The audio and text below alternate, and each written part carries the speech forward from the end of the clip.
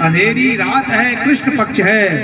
ठीक रात्रि के 12 बजे रोहिणी नक्षत्र में अष्टमी तिथि को बुधवार वाले दिन हमारे कन्हैया जब प्रकट होकर के आए तो चतुर्भुज रूप में आए जेल के अंदर। महाराज कंस ने सारी सेना जेल के आसपास लगा दी और कहा कि जन्म लेते ही ना भाग जाए, इसलिए पकड़ लेना।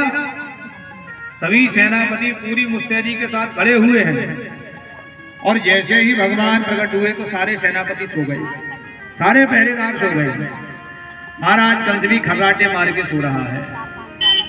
सभी लोग जब सो गए तो भगवान के प्रकट होते ही वसुदेव देवकी कहते हैं कि हमने कहा पुत्र बन गया ना, आप तो पिताजी बन गया।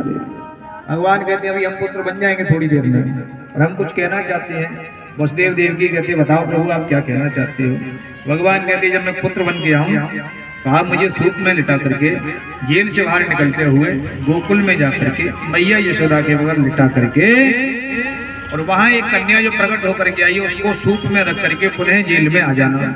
वसुदेव देवकी कहते बंधे पड़े ये सब संभव कैसे। भगवान कहते हैं जैसे तुम मेरी ओर बढ़ोगे माया दूरी बना लेगी। इस बात को स्वीकार करते हुए तत्क्षण भगवान बाल्य रूप में प्रकट हो गए। उसी समय सूप भी प्रकट हुआ। सूप में भगवान को लिटा करके वसुदेव और देवकी जब आगे बढ़ते हैं तो पैरों की वेणियां, हाथ की हथकड़ियां खुल जाती हैं, सारे पहरेदार सो जाते हैं, जेल के दरवाजे खुल जाते हैं। वसुदेव जी आगे आगे धीरे धीरे चल पड़े। यमुना नदी के माध्यम से निकलते हुए जब गोकुल में पहुंचे हैं तो गोकुल में मैया यशोदा के बगल में एक नन्ही सी कन्या लेटी हुई है। उस कन्या को सूप में लिटाया और लाला को मैया यशोदा के बगल में लिटा करके एक झीनी सी चंद्रिया उड़ा दी। वसुदेव जी यमुना नदी के माध्यम से पुनः मथुरा पधारे।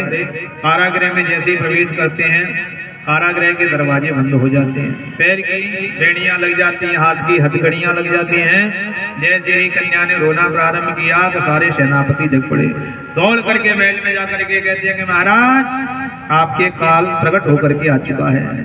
महाराज कंस रात्रि